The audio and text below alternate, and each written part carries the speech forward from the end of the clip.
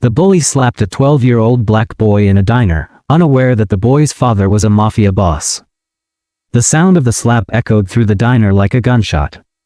Miguel's young face turned sharply with the force of the hit as his school backpack fell to the dirty floor. Coins scattered across the tiles. "Learn to walk straight, kid," shouted Derek Thompson, 16, standing tall and broad. His fists were still tight, and the gold football ring on his hand had left a red mark on Miguel's cheek. Fat Tony's Burger was a cheap, noisy hangout for students after school, where the staff rarely paid attention. Derek had controlled the place for 2 years, taking money from younger kids and bullying anyone he saw as weak. Miguel slowly got up, touching his bruised face. His dark eyes showed no fear, but Derek didn't notice. He was too busy showing off to his friends, who laughed at the nearby tables. "Sorry," Miguel muttered quietly, bending down to pick up his scattered coins. They were his snack money, given carefully by his grandmother that morning to last the week. "Sorry doesn't pay for my sneakers you stepped on," Derek sneered and kicked the coins away. "You know how much these cost? More than your whole house, I bet." The laughter around them grew louder. Phones came out of pockets as the group began recording, enjoying the humiliation. None of them saw Miguel suddenly turn on the recorder on his phone and slide it under a nearby table. Behind the counter, a middle-aged employee named Dolores hesitated. She knew Derek's father was a well-known businessman, while Miguel was just another poor kid from the neighborhood. She lowered her eyes and pretended not to see.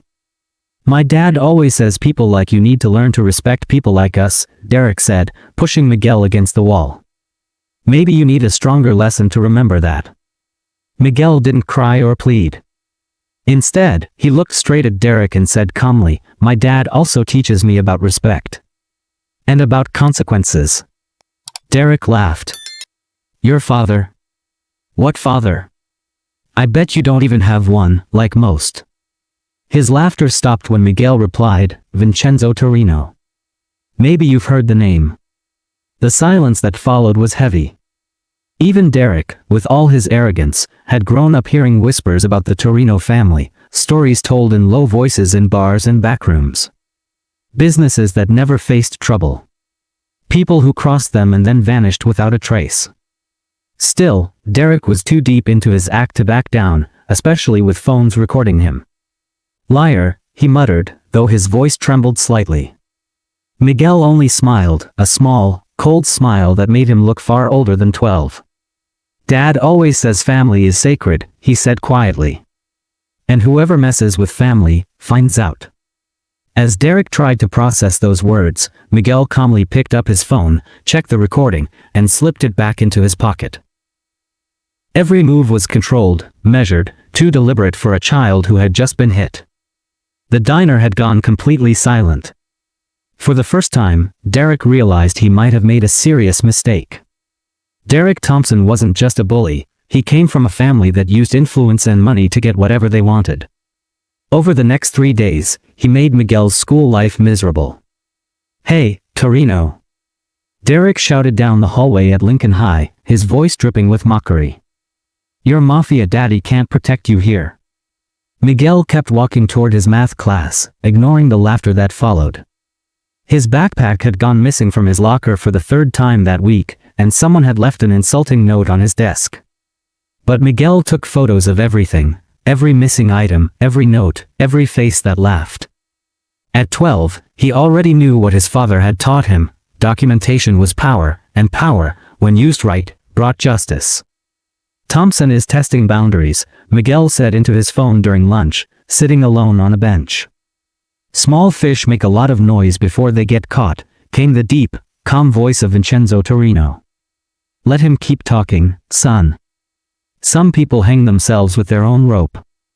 On Thursday, things got worse. During gym class, Derek arranged an accident. Miguel was elbowed hard in the stomach during a basketball game. Coach Williams, who knew Derek's father's reputation, looked away and said nothing. "Watch your step, Torino," Derek whispered as Miguel lay on the floor, catching his breath. Accidents happen when you forget your place. But it was Friday when Derek made his biggest mistake. During recess, he and 4 of his friends surrounded Miguel behind the bathrooms, out of view of the cameras. "You know what, Torino?" Derek said, pushing him against the wall. "I'm tired of your mafia stories. My dad knows everyone important in this town. If your family was really dangerous, I'd have heard about it." Miguel met his eyes calmly, the same cold look as before. "Maybe you don't know the right people to hear the right stories." "Liar," Derek snapped. Derek clenched his fist. "I bet your father doesn't even exist. Just like most." "Be careful what you say next," Miguel interrupted, his voice calm but carrying a weight that didn't belong to a 12-year-old. Derek hesitated for a split second, then forced a smirk. "Or what? You gonna call your imaginary daddy?" Miguel smiled faintly and reached into his pocket. "Actually, that's a good idea." He pressed a button and lifted the phone to his ear. The voice that answered was deep, controlled, and instantly recognizable, with a smooth Italian accent familiar from the local news. It belonged to Vincenzo Torino, the businessman everyone in town had heard of. "Hi, Dad. I'm here with Derek Thompson," Miguel said evenly. "You remember I told you about him?" Derek and his friends froze. That voice, they all knew it. "Oh yes, the Thompson boy," came the calm reply. "Son of the real estate developer, right? Interesting family. Give him the phone."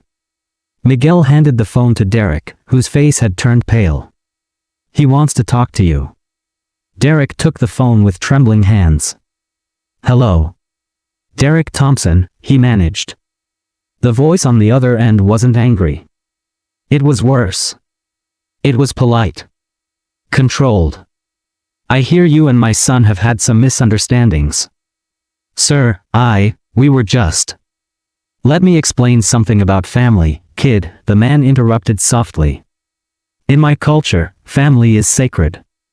When someone messes with my family, it becomes my personal problem." Derek's throat went dry. Around him, his friends slowly backed away. "Now, I'm sure this was just a misunderstanding between young people," Vincenzo continued.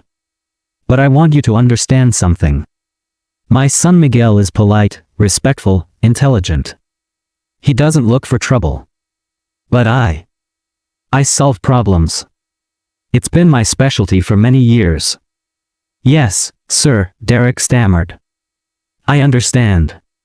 "Good," Vincenzo said. "Give the phone back to Miguel." Derek handed it over as if it were on fire. Miguel spoke a few quiet words in Italian, then hung up. "He enjoyed talking to you," Miguel said politely.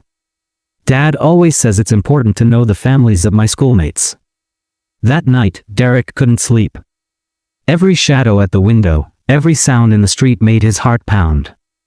He had grown up hearing rumors about the Torino family, about businesses that never failed, rivals who disappeared, and police who never asked questions. And now, he had slapped, mocked, and threatened the son of that man. Miguel, meanwhile, slept peacefully.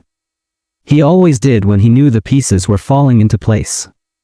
The next morning, Derek's father received an unexpected call. "Thompson. Vincenzo Torino here. I hear our sons met at school. How about we talk about it in person? I have some ideas about how our boys can get along better." The meeting was set for Monday. Derek spent the entire weekend in dread, wondering what that meeting might mean for his family. Every humiliation he had thrown at Miguel had only made the boy stronger, a quiet strength that Derek had never understood. Each insult, each shove, had written another line in his own downfall. By Monday morning, Derek finally understood what it meant to cross the wrong family. Monday arrived like a verdict. Derek Thompson had spent the entire weekend imagining the worst possibilities of what the meeting with Vincenzo Torino could mean for his family. When Monday came, he arrived at school at 8:30 a.m. with dark circles under his eyes, glancing nervously at every passing car. Each dark vehicle that slowed on the street sent a wave of panic through him. Miguel, meanwhile, entered the courtyard of Lincoln High School with calm confidence. He greeted the teachers politely and arranged his books in his locker with his usual precision. "Thompson," came the voice of Principal Peterson from down the hall. My office. Now. Derek's stomach dropped. Was it about the meeting? The fights? Or something even worse? Inside the office, Peterson closed the door firmly, his expression unreadable. Your father called me, he said. He mentioned you and Miguel Torino have had some disagreements. Would you like to explain what happened? Derek's throat went dry. How could he possibly explain that he had bullied and attacked the son of one of the most feared men in the city? It was just a stupid argument, sir, he mumbled. An argument that ended with you hitting him? Peterson opened a folder. Because we have witnesses, Derek. And videos. Only then did Derek realize how deep the trouble went. Miguel hadn't just recorded one call, he had documented everything. Every shove, every insult, every moment of humiliation was neatly organized like a case file. Look, Derek, Peterson said with a sigh. You're a smart kid, but this, he turned the folder around, showing screenshots of Derek's own messages mocking Miguel. This is systematic bullying. Against a younger student. Each printed message was dated and time-stamped. Miguel had even collected witness statements from other students. How did he get these messages? Derek whispered, horrified. Apparently, Peterson replied, closing the folder, some of your friends decided to cooperate once they learned who Miguel's father is. 3-day suspension, Peterson continued. And you will apologize publicly. Derek left the office feeling crushed. In the library, Miguel sat quietly, working on a science project. But it wasn't an ordinary one.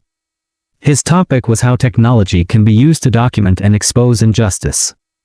Miss Rodriguez, the librarian, approached him. Miguel, your Uncle Vincent is here to see you. Vincent Torino didn't look like anyone Derek had ever imagined. Tall, elegant, wearing a dark tailored suit and carrying a leather briefcase, he seemed more like a diplomat than anything else. Ciao, Nipote, Vincent said, kissing Miguel on the head. Your father told me about your problem at school. It's not a problem anymore, Zio Vincent, Miguel replied in smooth Italian. It's being resolved. Vincent smiled approvingly. Your father wants you to understand that there are many ways to handle conflict. Some are more educational than others. By the time the news of Vincent Torino's visit spread through the school, whispers followed everywhere. Everyone knew who the Torinos were, though no one ever spoke their name loudly. Some teachers talked about generous donations the family had made. Others recalled how disciplinary cases involving certain families seemed to vanish. Coach Williams, who had ignored Derek's aggression in gym class, suddenly remembered seeing possible misconduct in the games. Dolores, the woman from Fat Tony's diner, called the school offering to testify about the original incident. By 3:30 p.m., Richard Thompson arrived in his BMW, his face pale and his hands trembling slightly on the steering wheel. In the parking lot, Vincenzo Torino stood beside a sleek black Cadillac, reading an Italian newspaper. Mr. Thompson, Vincenzo said smoothly, folding the paper with care. Thank you for coming. Richard tried to hold on to his usual confidence, the same one that had always worked in business meetings. Mr. Torino, I'm sure we can handle this like civilized men. Of course, Vincenzo replied with a polite smile. Let's talk in my car. It's more private. 20 minutes later, staff and students saw Richard step out of the Cadillac pale as a ghost, his hands shaking. He walked quickly toward his son, avoiding everyone's eyes. We're moving, Richard whispered to Derek. At the end of the month. Dad, what happened? What did he say to you? Derek asked, his voice trembling. Richard looked around nervously, then pulled his son into a quiet corner. Richard's voice was shaky as he spoke. He showed me photos, son.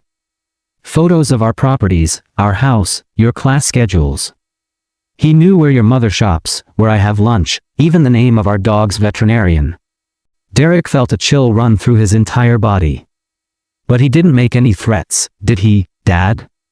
He didn't need to, Richard said, running a trembling hand through his hair. He just said that family is important to him, and that he hopes I'll teach you what it means to respect other families. While father and son whispered in fear, Miguel calmly organized his books in his locker. Vincent had already left the school, but before leaving, he handed Miguel a small brown paper package. Inside was a sleek, advanced cell phone and a handwritten note in Italian, to document your education. With love, Zio Vincent. That evening, Miguel sat at the dinner table in their neat, modest home. His mother, Isabella, served homemade lasagna while Vincenzo read through his emails on a tablet. Dad, Miguel said quietly, Derek Thompson is moving out at the end of the month. Vincenzo looked up over his glasses. And how do you know that? Miguel smiled faintly. Because I've learned that when you plant the right seeds, you can predict exactly how and when they'll grow. Isabella paused, surprised by her son's mature tone. Vincenzo closed his tablet and studied him carefully. You're learning, he said. But remember, real power isn't about making people fear you. It's about earning their respect, for who you are, not who your father is. I know, Dad, Miguel replied. That's why Derek Thompson doesn't know the most important part yet. And what's that? That I didn't document everything just to protect myself, Miguel said. His smile was calm but sharp. I did it to protect his next victims. In his folder, Miguel had collected proof of Derek's bullying over the past 2 years, names, dates, witnesses, even recordings where Derek bragged about what he'd done. Tomorrow, Miguel continued, I'm giving everything to the student council. Not as the son of Vincenzo Torino, but as a student who refuses to let others suffer the same way. Vincenzo leaned back in his chair, pride and concern mixing in his expression. His son was showing not only intelligence, but a deep sense of justice that went far beyond revenge. The next day, Derek discovered that his transfer had already been approved. But worse was waiting for him. The student council was preparing a presentation on patterns of toxic behavior at school, and his name appeared on nearly every slide. Miguel had turned his experience into a structured campaign against bullying at Lincoln High. Every insult, every act of violence, every witness statement was catalogued with precision. Derek realized too late that he hadn't just lost, he had been outsmarted completely. He had mocked a child who turned pain into purpose, humiliation into education, and revenge into reform. While Derek packed his belongings, Miguel was preparing something that would affect not only his own life, but the lives of many others who finally had a voice. No one knew that his anti-bullying campaign was only the beginning of something much larger, a plan to prove that wisdom isn't defined by age, and that leadership often rises from the least expected places. On Thursday morning, the auditorium of Lincoln High School was filled beyond capacity. Students, teachers, parents, and even a few local reporters had gathered for the presentation. Miguel stepped onto the stage, carrying a laptop and a projector. His shirt was neatly pressed, his movements calm and deliberate, the same quiet confidence he had seen in his father. My name is Miguel Torino, he began, his voice clear and steady. And today I'll be presenting a project on patterns of toxic behavior in educational environments. He didn't sound like a victim. He sounded like a professional. In the third row, Derek sat with his head lowered, sweating as the projector flickered to life. The first slide appeared, a detailed timeline covering 2 years of incidents, organized by date, aggressor, and victim. The audience murmured as Miguel continued. Over the last 24 months, I have documented 47 cases of bullying, intimidation, and humiliation at this school, Miguel said. All following the same pattern, older, wealthier students targeting those who were younger or less privileged. Derek's stomach dropped when his name appeared in red on more than half of the listed incidents. Miguel clicked to the next slide. This is Derek Thompson assaulting 11-year-old Kevin Martinez, September 2023. A video played, showing Derek shoving a smaller boy and taking his lunch money. Another slide followed. This is Derek Thompson publicly mocking Lisa Chun for her accent, October 2023. The room fell silent as Derek's recorded voice echoed through the speakers, laughing cruelly while others joined in. Each new piece of evidence drew the same reaction, gasps, silence, and finally, realization. With every slide, Derek sank deeper into his chair, understanding at last that what he had started as a game had ended as a lesson the whole school would remember. Around him, parents and students began to look his way with expressions of disgust and disbelief. Here we have text messages where Derek Thompson brags about his actions, Miguel said, projecting screenshots of WhatsApp conversations on the screen. In one message Derek had written, "Today I taught another brat not to cross my path. These guys need to learn who's boss here." Derek's mother, sitting in the front row, covered her face with her hands. His father, Richard Thompson, was visibly pale, realizing that the problem was much bigger than a schoolyard fight. But Miguel was just getting started. "What I discovered through this investigation," he continued in a calm, firm voice, "is that this behavior was not isolated. It was systematic, coordinated, and deliberately ignored by the school administration." The next slide showed emails between Derek and other students planning how to humiliate specific targets. There was even a list with names of victims and the methods chosen for each one. "Coach Williams," Miguel said, looking directly at the physical education teacher, "you witnessed at least 12 physical assaults during your classes and chose not to intervene in any of them. I have witnesses and videos of each incident right here." Williams tried to stand and object, but the evidence was irrefutable. Miguel projected gym security footage showing the assaults while the coach looked the other way. "Dolores Santos, employee at Fat Tony's Burger," Miguel continued, "you admitted on tape that you knew about Derek's aggressive behavior but chose not to report it because he was the son of an important family." The audio played clearly through the auditorium speakers, Dolores' voice saying, "Look, I know the Thompson kid is trouble, but his dad has influence. Better not mess with that." Derek tried to get up and leave, but he realized it would be impossible. Vincenzo Torino had entered the auditorium minutes earlier and stood near the door, not to intimidate but to observe. Two men in discreet suits guarded the exits. Finally, Miguel reached the climax of his presentation. "We have last Monday's incident at Fat Tony's Burger, where Derek Thompson physically assaulted me in front of multiple witnesses." The original video began to play on the large screen. Every slap, every insult, every moment of humiliation was shown in high definition. Then Miguel did something no one expected. He paused the video exactly when Derek hit him and turned to the audience. "Do you know what my first reaction was when this happened? It wasn't anger. It was sadness. Sadness because I realized Derek Thompson is a product of a system that teaches privileged children that they can treat other human beings like objects." Derek was shaking now. Tears of humiliation streamed down his face as hundreds of people watched him. "But this presentation isn't about Derek Thompson," Miguel said softly, "it's about all of us. About how a community can choose between protecting violent privileged people or protecting defenseless children." The final slide showed photos of Derek's 23 victims, with their names and ages. "Derek Thompson destroyed the self-esteem of 23 children," Miguel continued. "He stole lunch money from at least 15. He caused trauma that some will carry forever. And all of it was allowed because he had the right last name and the right parents." The silence in the room was complete. Derek was sobbing uncontrollably as his mother tried to comfort him.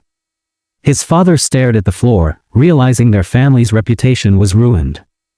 "My proposal is simple," Miguel concluded. "Zero tolerance for bullying, regardless of last name. Mandatory staff training to identify and report aggression. And a support program for victims who have been silenced for too long." The ovation was spontaneous and loud. Students stood, parents applauded, and teachers nodded in agreement. Miguel had turned personal humiliation into an educational revolution. Derek tried to hide behind his mother, but it was too late. Phones captured every second. In a few hours, he would be known nationwide, not as a powerful bully, but as the coward who cried when confronted with the truth. As the Thompsons left the auditorium, Miguel stepped down from the stage and was greeted by students and parents. Vincenzo watched from the back, pride in his eyes. Derek had learned a lesson he would never forget. When you choose to humiliate someone weaker, you might discover that person is far stronger than you ever imagined. 3 months later, Lincoln High School was unrecognizable. Miguel was elected student council president by unanimous vote, leading an anti-bullying program that gained national attention. Derek Thompson never recovered from his humiliation. His family moved to another state, but the videos followed him. Universities rejected his applications. Employers turned him away. Miguel, meanwhile, received scholarships from 5 prestigious universities. His Document to Protect campaign spread to 200 schools across 12 states. Dad always said the best revenge is success, Miguel told a CNN documentary. I didn't destroy Derek Thompson. I just showed who he really was. Vincenzo watched proudly during his son's graduation as Miguel received awards for academic merit, community leadership, and civil courage. Derek watched the ceremony on YouTube from his new school, where no one knew his past. Still, every time he saw a child being bullied, he remembered Miguel's words, "Family is sacred." The lesson was simple: underestimating someone because of appearances is the first step toward your own downfall. Sometimes heroes wear school uniforms and carry backpacks, proving that dignity has no age and justice never waits for anyone to grow up.